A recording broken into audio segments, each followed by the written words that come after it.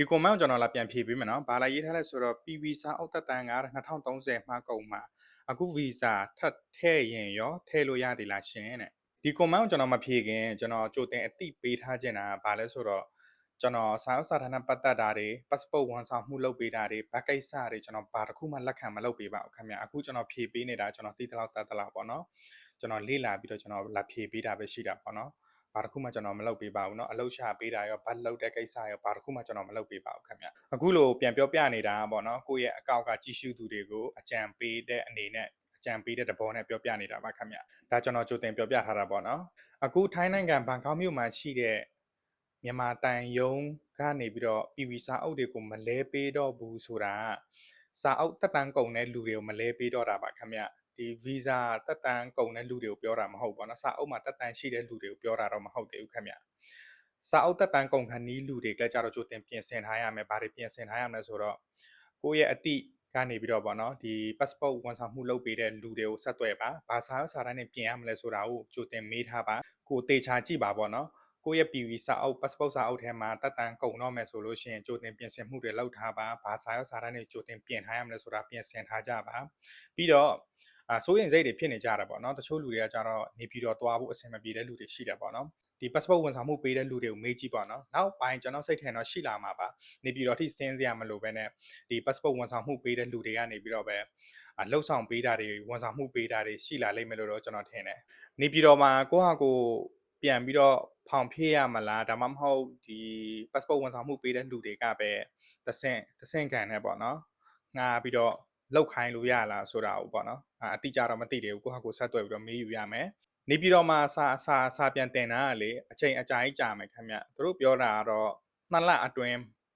င်းမှာပေါ့နော်အကြောင်းပြန်တယ်လို့ပြောတယ်အခုက passport အပြောင်းလဲတွေကတော်တော်လေးများလာတယ်ပေါ့နော် passport ဒီ CI ဒီ PV ကြီးပဲမဟုတ်ဘူး CI လည်းအပြောင်းလဲတွေရှိလာတယ်ထိုင်းနိုင်ငံမှာဆိုလို့ရှိရင် CI ရုံးနဲ့အကုန်လုံးပိတ်ကုန်ပြီနယ်စပ်ထိတက်ပြောင်းရတယ်ပေါ့နော်မြဝတီနယ်စပ်မှာတက်ပြောင်းရတယ်ဒါပေမဲ့ CI လည်းကြတော့ဒီ passport ဝန်ဆောင်မှုပေးတဲ့ ကုမ္ပဏီတွေပွဲစားတွေနဲ့ပေးပြောင်းခိုင်းလို့ရတယ်ပေါ့နော်စာအုပ်အပြောင်းလဲလောက်တာပေါ့နော်ငှားပြီးတော့ပေးပြောင်းခိုင်းလို့ရ percent ပေးပြီးတော့ဒီ PV ကြတော့တိကျတော့မသိသေးဘူးခင်ဗျအခုလိုမျိုးရုပ်တရက်ပြောင်းလဲမှုတွေဖြစ်သွားတာဘာလို့ကြောင့်လဲဘာကြောင့်လဲဆိုတာတော့မသိသေးဘူးခင်ဗျဒါပေမဲ့အတိအကျသိတာကတော့မင်းအောင်လှိုင်ဒီထိုင်းနိုင်ငံကိုလာသွားပြီးတဲ့နောက်ပိုင်းကတည်းကပေါ့နော်အခုလိုမျိုးအပြောင်းလဲတွေဖြစ်သွားတာပေါ့နော်မင်းအောင်လှိုင်တမရဖြစ်ပြီးတော့ထိုင်းနိုင်ငံကိုရောက်လာတာစီမင်းစည်းကမ်းတွေကိုပေါ့နော်ချောမွေ့အောင်ဒီထိုင်းအစိုးရနဲ့ညှိနှိုင်းခဲ့မယ်လို့ထင်ခဲ့တာပေါ့နော်ဘယ်ဟုတ်မလဲဂျိုးမှွေသွားတာလှုပ်ချင်တာသူလှုပ်သွားတာဟိုအစင်ပြေချောမွေ့အောင်ကိုယ့်ရဲ့မြန်မာနိုင်ငံသားတွေကိုဘယ်လိုလှုပ်သွားပေးရမလဲဘယ်လိုညှိနှိုင်းပေးရမလဲဆိုတာကိုတို့ကညှိနှိုင်းသွားတာမဟုတ်တို့ရဲ့ကိုချိုးအတွက်ပေါ့နော်တို့ရဲ့စားပေါက်အတွက်ကိုတို့လာညှိနှိုင်းသွားတာပဲဖြစ်တာပေါ့နော်တို့ရဲ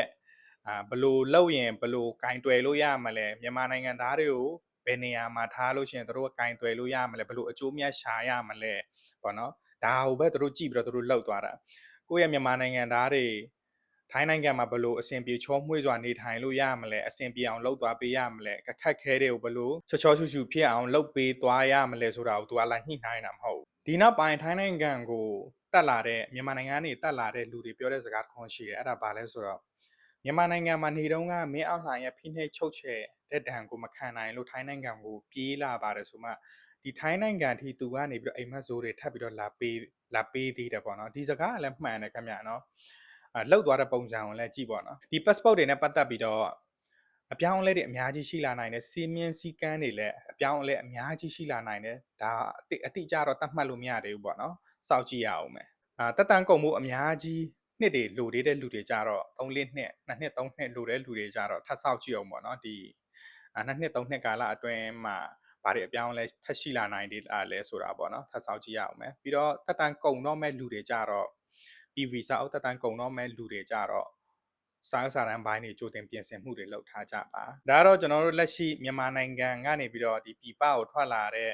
လူတွေကင်တဲ့ passport အမျိုးအစားတွေပေါ့နော်စာအုပ်အမျိုးအစားတွေကတော့မျိုးစုံပဲခင်ဗျ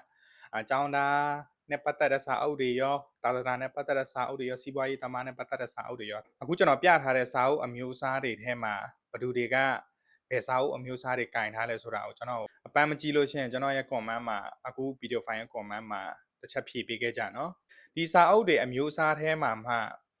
မြန်မာတန်ရုံးကနေပြီးတော့စာအုပ်တက်တန်းကုန်တဲ့စာအုပ်တွေမလဲပေးတာတော့လက်ရှိ PV စာအုပ်တစ်မျိုးပဲရှိသေးတာပေါ့နော် PV စာအုပ်ထဲမှာမှဘယ်ဗီဇာအမျိုးအစားမဆိုပေါ့နော်မလဲပေးတော့တာပေါ့နော်ဘယ်လိုပုံစံအမျိုးအစားမဆိုမလဲပေးတော့တာ PV နဲ့ပတ်သက်တဲ့စာအုပ်တွေမှန်အများပေါ့နော်တက်တန်းကုန်တဲ့စာအုပ်ကိုပြောတာနော်ဗီဇာကုန်တဲ့စာအုပ်တွေကိုပြောတာမဟုတ်တက်တန်းမကုန်တဲ့စာအုပ်တွေကိုပြောတာမဟုတ်ဘူးပြီးတော့ CI စာအုပ်ပေါ့နော်ထပ်ပြောပြလိုက်မယ် CI စာအုပ်ကကြတော့ထိုင်းနိုင်ငံမှာလက်ရှိဘယ်ရုံးမှလက်ခံပြီးတော့မလဲပြီးတော့တက်တန်းကုန်တဲ့စာအုပ်တွေကိုမြန်မာနိုင်ငံဒီမြဝတီနယ်စပ်ကိုဆင်းပြီးတော့လဲရမယ်ကိုကသွားဖို့အဆင်မပြေဘူးဆိုလို့ရှိရင်လည်းဒီ passport ဝန်ဆောင်မှုပေးတဲ့လူတွေနဲ့လဲခိုင်းလို့ရတယ်လို့သတင်းကြားရတယ်ပေါ့နော်အခုလိုမျိုးကြိုတင်သိထားတဲ့သတင်းတွေမလွတ်တော့ကျွန်တော်အကောက် follow လုပ်ထားနိုင်ပါတယ်ခင်ဗျကျေးဇူးတင်ပါတယ်